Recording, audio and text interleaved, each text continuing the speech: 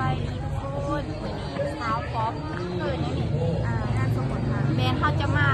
สมโภชอยู่ที่วัดหลวงนครปากเซเนาะทุกคนเดี๋ยวสุดท้ายบรรยากาศนะคะถ้าสมโภชเมนจะหอดตอนเสาร์ว่าจะเริ่มต้นที่จะหูแหละเริ่มบวช8 โมงจนหอดเที่ยงคืนเนาะทุกคนหลังเที่ยงเขาสิพาไปดูบรรยากาศกันคนมาหลายทุกคนนปสบรรดาแห่งภาคใต้ประธานนปสแขวงจัปาสักทีถล่มนักกินไรเด้อซื้อยังนมัสการอาจารย์นพนี่เด้ธรรมศิริไอ้ยังเนี่ยเจ้าคณะตำบลเขต 3ต้องมาพี่ยอจังหวัดอุบลราชธานีมากับหมู่เนาะทุกคน3 คนนมัสการอาจารย์ห้องประธานนปสแขวงคณะบริหารงานประจำการนปสแขวงพร้อมด้วยพระเทราโนเทราที่เคารพนับถืออย่างสูงขอเจริญพรทานอรุณไฟสุรราชกรรมการศูนย์การพักเลขาคณะบริหารงานผักแขวงเจ้าแขวงจัปาสักที่นับถือเจริญพรทานบดีเพชรสงครามคณะประจำผักแขวงเจ้านครปากเซที่นับถือเจริญพรมาราทานอำนาจการปกครองแขวงอำนาจการปกครองนครปากเซที่นับถือเจริญพรมาราทานเถ่าแก่มุนโทปอขาวเมฆขาวองค์ตนญาติโยมทุกภาคส่วนที่นับถืออย่างแฟนทั้งหลายก็เทว่าเมื่อนี้เป็นมราปีที่สวดไปตามมงคลในงานสมโภชฮอนักเมืองนครปากเซแขวงจัปาสักเพื่อให้เป็นสิริมงคลต่อไปขอถือเป็นเกียรติเจริญพรเชิญทานอรุณไซสุนราชกรรมการศูนย์กลางภาคเลขาคณะบริหารงานผักแขวงเจ้าแขวงจัปาสักให้เกียรติจุดแต่เทียนบูชาปรัตนาไตรขอเจริญพรเชิญ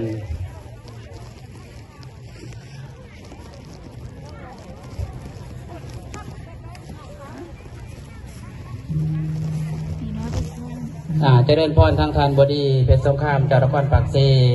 และการเตรียมดันของ3 บาทก็เจริญพร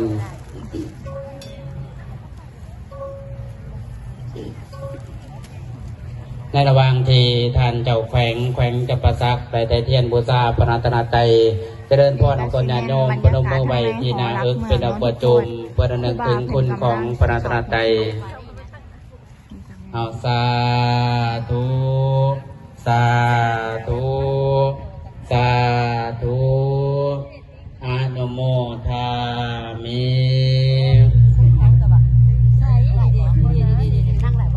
เอาสาธุสาธุ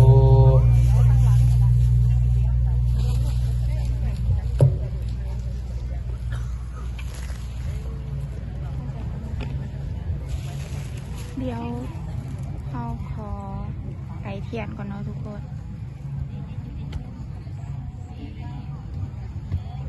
ขออนุโมทนาขอบใจนำทานเจ้าแขวงจัปาสักที่ให้เกียรติ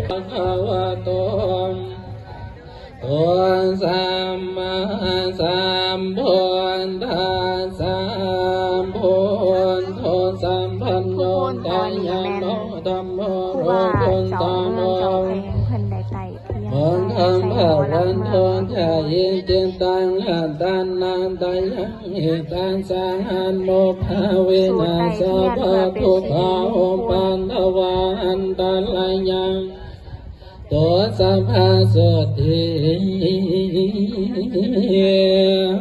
ภาวันโทติมโพ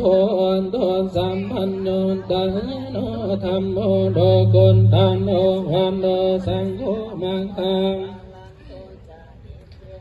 รันตันนันตยังเอตังสังอันโนภาเวนัสสะภะทุกขาโอปันทวาอันตรายยังสันโตสัมภาสุติภาวันโทติมโพคนญาติโยมไปเฮ็ดไปทำบุญในครั้งนี้เป็นบุญเป็นกุศลเพื่อส่งท้ายปีเก่าตอนรับปีใหม่ปี2024ก็ได้ผ่านไป2025ก็จะได้กล่าวเข้ามาก็ถือว่าเป็นโอกาสดีของคนญาติโยมทุกภาคส่วนที่ได้เสียสละเวลามีคุณค่าได้มาร่วมบุญในครั้งนี้เนาะ ไปคณะ ตอนนี้ทุก อ ค พัฒ น นา แมนอาจารย์เพิ่นให้พักผ่อน30 นาทีเนาะ9 โมงเป็นเวลา9 โมงเนาะไปเขาห้องน้ำเหยียดขาเหยียดแข้งจะหน่อยเขามาใหม่เนาะไปที่ห้องนี่ก็ว่ามีคนเขาออกไปแล้วตามือนี้ก็บ่ได้หนาวแห้งเลยผู้ดีเย็นน่ะคำว่านี่ก็บ้านนี้ก็มือสื่นหนาวแห้งอีเดียบางคนเขากะทำอยู่ว่าท่านนอนเนาะ30 นาทีอากาศผู้ดีเย็นทุกคนบ่หนาวแห้งผู้ดีอากาศดีด้วยนะบ่เนาะบ่ฮ้อนนะจ๊ะบ่หนาวบ่เย็นแห้งตอนนี้แม่น สองปัจจัยมาร่วมอุปโภคนากินทานในงานสมโภชพระพุทธรูปสมโภชพอรักเมืองก็มีตั้งก็ออกไหนดิต่อยอดเนาะ บ่เขาว่าท่านไหนติดตาม บุญนะชื่อไว้ตรงไหน เขาว่าท่านไหนจะติดตาม ก็ออกก็รักกันเนาะมาต่อยอดบุญ ไปนี่ไปข้างหน้าคน 100 บาทเนาะตามมาด้วยตั้งก็ บ้า อน อก ที่กล่อง เอง คนนี้ข้าวนึง ก็ออกมอด จะเบิ่ง บ่ ของคนนี้ ก็ออกมอดเนาะ เขาต้องบ่ไปนุตาบ่ได้ไปเด้อ ก็ เขา อ ข อ อก ตัวนี้เนาะมาความ ชื่อในข้าวนึง กับมีทาง กล่องก็ยังหนาอยู่เนาะมึงเขากล่องเขาเฮ้ยตากล่องเขาบริถูกน่ะยังกล่องข้าวมือหนึ่งบ่ยังไงมันบริโภคยัง บางทีเราซื้อมือสอง หลาย แล้วเขา เนาะ เปลี่ยน เห็นกันเรื่อยๆแต่ว่าบุญชื่อซื้อ จะหาอะไรได้ว่ามันรู้บ่กล่อง โย คว ม ร ใน นะ ป่าเนาะมาโมทนาปัจจัย100,000 กีบเนาะสาธุมาโมทนา โอ้พ่อไม้ให้คุณเทศอันนี้ แล้วนอกนั้นก็ยังมีทางพอน้องสันติพิมพ์มกรน้องโมทนาปัจจัย50,000 กีบนอกนั้นก็ยังมีทางได้ออกกีฬาวัน ให้ทุกคน กีฬากรโมทนามา10,000 กีบเนาะก็ยังมีทางได้ออกมาได้ก็ไปออกสีก็ทางบันเก่งเกินเห็นมากโมทนา60,000 กีบเนาะแล้วแต่ยังมีตั้งศรัทธาของเสียกุลอนทองมีน้อมโมทนามาจำนวนปัจจัย40,000 กีบเนาะตามมาด้วยทั้งเมออกคำพุทธที่บนบาทพ้นสวรรค์แล้วก็ปากซี่โมทนามา30,000 กีบเนาะก็ได้ครับเด้อเนาะปัจจุปัจจัยสัตว์ปัจจัยมาหอมต่อยอดมาหอมบุญหอมกุศลในการเพื่อนของวันที่30 ปีเนาะเอาในโอกาสในคณะนี้จะเป็นเชียงพักหรือเนาะเป็นกองพักหรือพักคนนะให้เข้าในเพียงให้ได้ย่างให้ได้ยืนให้ได้เหยียดแข้งเหยียดขาในไปพดทุกพดยากเนาะในเข้าโมทุกโกโมทนากินท่านบริจาคออกคำพุก ไปในเด้อขอไปในเด้อ ไสยเดชเนาะออกคำพุกไสยเดชโมโหทุกโกโมทนาเป็นปัจจัย100,000 กีบเนาะกษาตุอนุโมทนานำสตางค์มาหวมต่อยอดบุญต่อยอดกุศลตัวนี้เนาะปรารถนาเอาสิ่งใดประกอบไปโดยสอบประกอบไป นี่ใช้ต้องพึ่งยังบอกว่ากูยังมีแนวบอก ทอดไปอันบังเกิดในโลกาที่โลกมนุษย์นี่กับสมการควบคุมมาควบปรารถนา ควรได้เข้าไปกินเขาอะไร แต่ ยิ้มเขา ด้วยปัญญาด้วยพระด้วยเด็กสามสมบัติประการของเราทำทั้งใดที่มาหวมกินทอดก็หวมบุคคลโมทนาชูชมเย็นเนาะ พักผ่อนเนาะทุกคนก่อน เป็นซื้อเป็นกินไปท่านตลอดไปเนาะว่าจะไปดูไปพบไปสาไปก็เรียกเด็เนาะแต่เรามีพวกภาษาไปได้เด็กกิน ทุกคนออกมาหายางเหยียดขาเหยียดแขงมีข้าวหลามขายเนาะทุกคน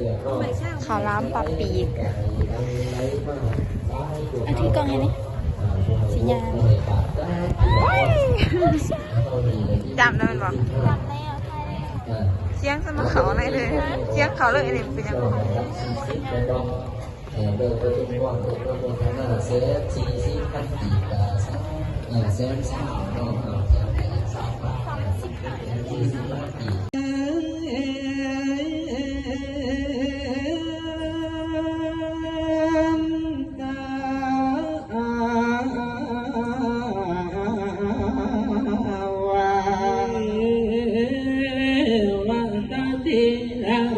กตามาเขียสายามาโอเทียนดวงกาบู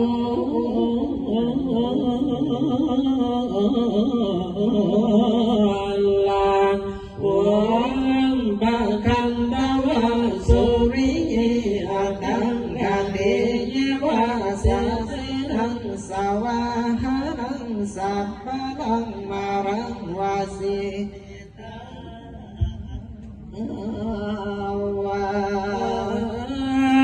นิกาสติสังสารังสัมภาวิสังอานิพิสังกังหากาลังหาริสังโตทุกขาสติปุนาปุนังหังกาลังสังกัติสุสิปุนังเกียงนาง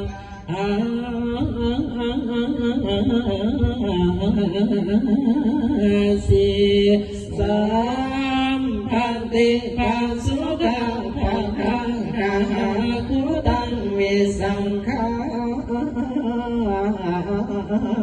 ตัง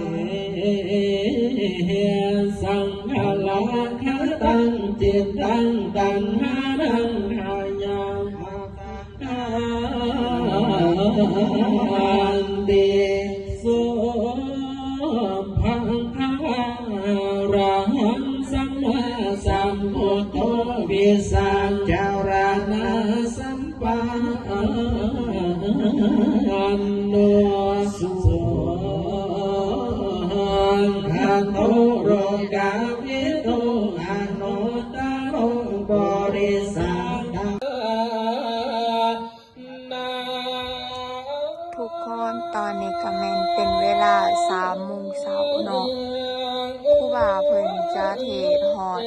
เช้าเลยนับแต่8 โมงแดงจนฮอดคงมื้อใหม่เนาะแม่นตอนนี้แม่นจะเป็นเวลา3 โมงครูบาเพิ่นจะเทศน์ฮอด